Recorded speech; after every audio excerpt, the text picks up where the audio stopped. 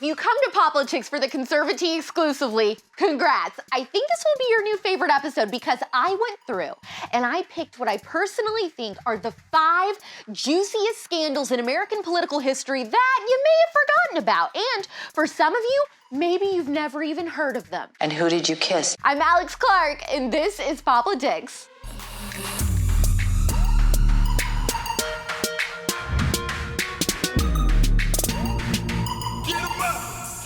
All right, so they're all juicy, but we're gonna count backwards from the least juiciest to the very juiciest. So number 5 is Andrew Gillum. This one is definitely PG-13. It's a total mess. Andrew Gillum narrowly lost Florida's race for governor in 2018. And then in March of this year, he was found drunk after a naked meth binge with 2 men in a South Beach hotel. Of course, the story took place in Florida. Yet again, Florida man doesn't disappoint. No, we're not homosexuals. We're just very good friends. Yeah. By the way, Andrew is married and a dad to 3 kids. Lock it up. You better lock it up. No, you lock it up. You lock it up. Lock it up.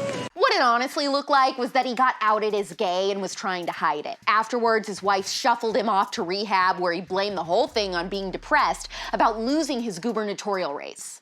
I bet. He also tried to say the drugs weren't his. Yeah. And Stacey Abrams is also the governor of Georgia. That's what they all say. Number 4, Watergate. FYI, for Gen Z CUTEservatives, Watergate wasn't somebody accidentally drinking Deer Park, although we've all been there and that is definitely a scandal. What is this? President Richard Nixon asked former FBI and CIA agents to break into the offices of the DNC and of George McGovern, the guy that Nixon was running for president against. The agents tapped phone lines and stole secret documents, and after Nixon was caught, he decided to just resign in 1974 instead of getting impeached. Well, I'm not a crook. I've earned everything I've got. If you're still wondering where the water comes into play in all this, the name Watergate comes from the hotel in DC where this whole thing went down. After this blew up, Nixon's vice president, Gerald Ford, became the president, and President Ford decided to forgive and pardon Nixon for all of his crimes. This was very juicy and caused a lot of controversy. Can you give me another chance? Watergate is a good scandal, but I'm not sure it holds a candle to a certain blue dress and cigar, though. But I know you've heard that story plenty of times.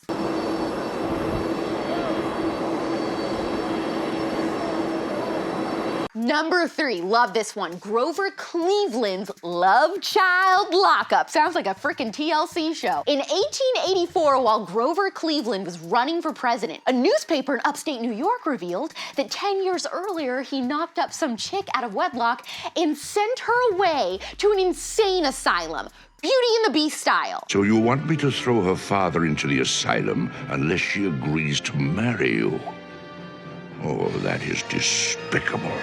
I love it. Even sadder yet, he took her child away without letting her have a say, at least I'm pretty sure she didn't, and then gave it to another family. Grover's campaign tried to spin this whole thing by saying, oh, he's a bachelor, she was a hoe, and he didn't even know if he was actually the father, but you know what? He did the right thing by claiming paternity anyways and placing the kid somewhere nice, you know, sure. I feel like you're an asshole. Yeah, you'd be right, because when someone tracked her down, she told a totally different story. Her story revealed that she had been a widow and he pursued her for months only to be assaulted by him. She never wanted to see him again, obviously, after that, but 5 or 6 weeks later, she did ask him to meet up so that she could tell him she was pregnant, and then he sends her away.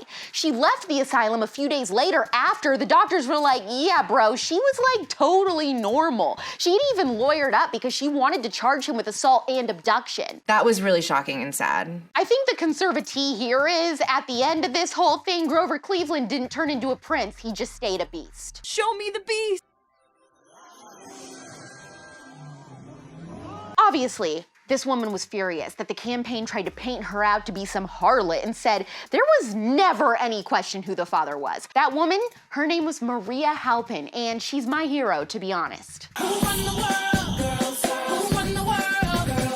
Number 2, John Edwards. He was a senator from North Carolina who ended up running for vice president with John Kerry in the 2004 election. He then decided to run for president in 2008. Now, I only vaguely remember learning about this story just because my parents were huge conservative talk radio people and news people in general, so every car ride and every dinner, the radio was on and it was always politics. I'm sorry. Why don't we just relax or turn on the radio? Would you like am or film? Anyways, during his presidential run, the skeletons jumped out of the closet. Y'all know I love skeletons. It came out that while his wife, Elizabeth, was dying from breast cancer, she found out that he had been having an affair. And at first, she stood by him. But then she found out that not only was he having an affair, but he fathered a child with this other woman while she's on her deathbed. Oh, hell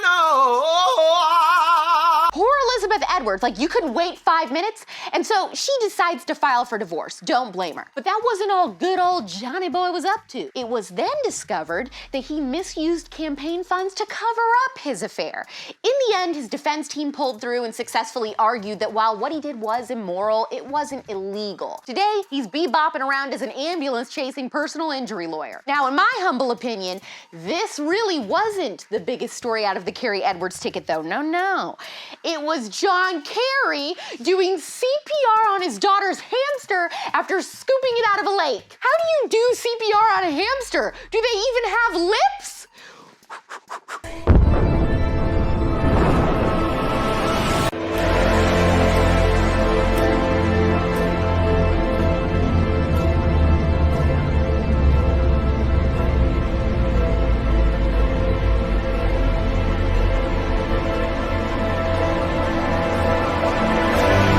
All right, we've made it. Number 1, the Kennedy curse. There are certain rules that one must abide by in order to successfully survive a horror movie. Stay away from anyone with the last name Kennedy. Full stop. Has anybody ever told you before your bad luck?